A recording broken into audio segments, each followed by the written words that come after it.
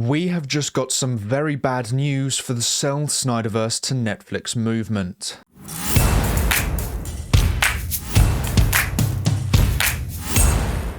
Hey everyone, welcome back to our movie news. Today we have a rare SnyderVerse video, but unfortunately it is not good news. The head of Netflix, Scott Stuber, is stepping down and Dan Lin is going to replace him. Now Dan Lin was interviewed for the job at DC before Zaslav chose James Gunn and Peter Safran, but it looks like he has now found his new home at Netflix. The Hollywood Reporter confirmed this news yesterday, and since then, I have had multiple people sending me a quote from Dan Lin regarding the SnyderVerse fandom. Speaking on the Ankler Hot Seats podcast in early August, Lin poked fun at fans of Zack Snyder's DC movies when discussing his aspirations to lead the franchise over a decade ago. After discussing his disappointment that his DC leadership never came to be back in the day, the hosts joked that those crazy SnyderVerse fans would have come after him at some point if he had. Lin responded by calling Snyder enthusiasts Autobots, in reference to the robotic Transformers protagonists. So Dan Lin called SnyderVerse fans bots. Now I'm sure there will be certain people out in the Cell movement already moving the goalposts somehow, saying something like the Autobots are the good guys, so he's actually praising the fan base, but I think it's clear. Lin thinks the crazy SnyderVerse fans are bots. And now he is taken over at Netflix, he's not going to want a fan base who he thinks are bots surrounding Netflix. And just before we go any further, I don't think this directly impacts Rebel Moon. I don't think you should fear for the future of Rebel Moon with this news. I think this news will affect fans who want the SnyderVerse at Netflix, not the Rebel Moon universe. Rebel Moon is safe, it's in its own little bubble, and Part 2 and the director's cuts won't be cancelled. Anything after that purely depends on the reception of the movies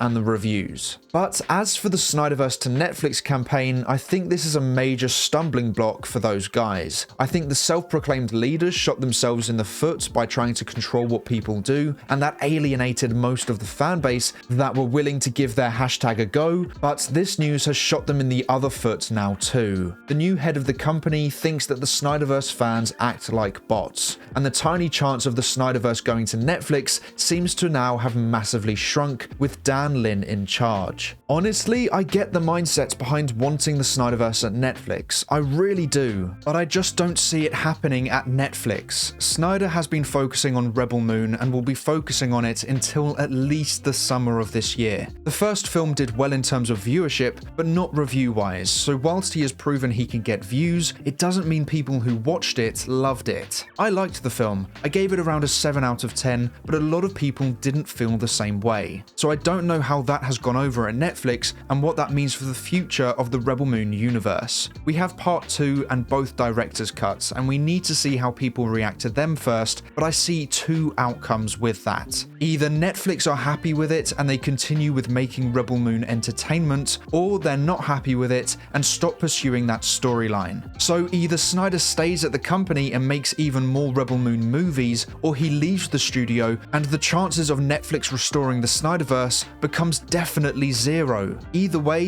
the SnyderVerse at Netflix becomes less of a priority. So that on its own would be a stumbling block. But now the new head of Netflix isn't a fan of Snyder's DC fans, so why would he want them to be connected to Netflix? Snyder has a slightly differing reputation from DC to Rebel Moon, in terms of scale and passion. Snyder fans are far more defensive of Snyder's DC work than his Rebel Moon work, and people who hate Snyder are far more aggressive against his DC work than his Rebel Moon work. DC is huge. Its legacy and fan base is far larger and more fragile than Rebel Moon's, so any of that aggressive passion and hatred for Snyder's DC stories would be brought over to Netflix if they made those movies. So when you have a guy in charge who already isn't a fan of Snyder's DC fan base, why would he want to give them a reason to be associated with the company he now works for? So So this isn't good news for the Sell ZSGL to Netflix campaign. I've said this time and time again, but I'll say it again. I will always want to see Snyder's Justice League 2 and 3 in live action.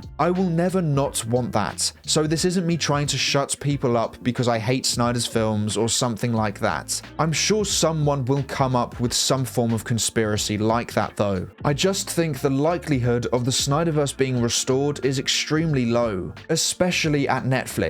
Snyder is focusing on Rebel Moon. The majority of the fan base is either focusing on Rebel Moon and or DC. DC Studios has moved on with their new rebooted universe, and even Netflix is focusing on Rebel Moon, and with their new leader, the Snyderverse being over at Netflix is even less likely. The only people actively campaigning for the Snyderverse to come back is a really small minority of the total fan base, which is a real shame because it's sad to see the reality of what's happened over the last couple of years, but most people have moved on from pushing for it, including myself. That's not because we aren't real fans, it's just because we have seen what's been going on. Everyone and everything is moving away from that era of DC, and so we are too. Now I think if the Snyderverse was to ever be restored, it would be through Warner Brothers or whoever they end up merging with, and used an Elseworlds storyline in the distant future. Like if the DCU ever managed to go into the multiverse storyline, then they could use Elseworlds as a way to tell stories from the multiverse, and the Snyderverse could be a part of it, like telling some form of older version of those characters maybe. Other than that, I only see a graphic novel being made. I hate that I don't see any other option right now, but that's all I see. I think the time of the Snyderverse has unfortunately passed. We missed the opportunity when the tweets hit over 1.5 million, and since then, the odds of it happening have slowly decreased. And this Dan Lin news has put the final nail in the coffin for a Snyderverse revival over at Netflix. I hope he does great things for the company and helps them progress, but I don't think it will be with the Snyderverse. Hopefully I'm wrong. I can't tell you how much I want to be wrong with this. I'd love for the Snyderverse to come back, whether it be with Warner Brothers or Netflix. It would be really cool to see those movies, but currently with all the information we know, I just don't see it happening, especially at Netflix. Either Snyder doubles down on Rebel Moon with his new boss not wanting Snyder's DC fans near the company, or after part 2 of Rebel Moon, Snyder and Netflix part ways and the Snyderverse's chances at Netflix are officially over. I think they already are, but I know some are still holding on, which I respect, but I don't see an outcome where the Snyderverse happens at Netflix. The equivalent of this is Snyder at Warner Brothers. He had Toby Emmerich and Walter Hamada as his bosses, and neither of them wanted more Snyderverse. So we didn't get more Snyderverse even when the numbers contradicted their viewpoint. Now Dan Lin is at Netflix and he has openly shown his negative views on the fan base. You really think he's gonna want those people connected to the studio? Like I said, I think the most realistic location for the Snyderverse is at Warner Brothers, or more specifically DC Studios. James Gunn and Zack Snyder are friends. They've talked about DC since Gunn was hired as co-head and Snyder wished him luck. I think if any restoration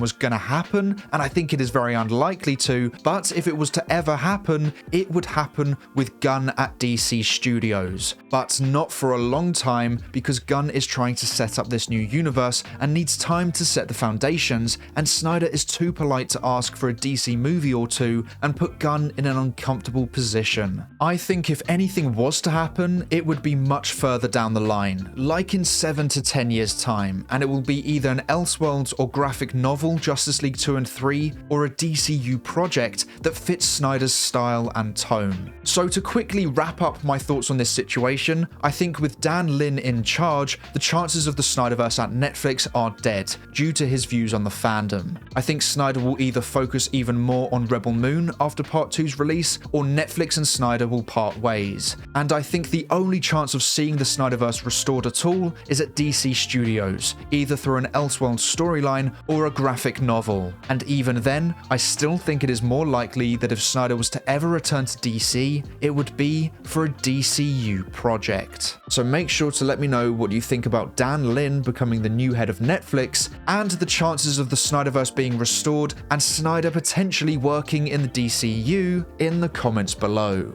But that is all for today's video. Thank you so much for watching. Please make sure to like and subscribe and turn on post notifications so you never miss a video. I hope to see you here again soon, so until then, have a great day. Bye!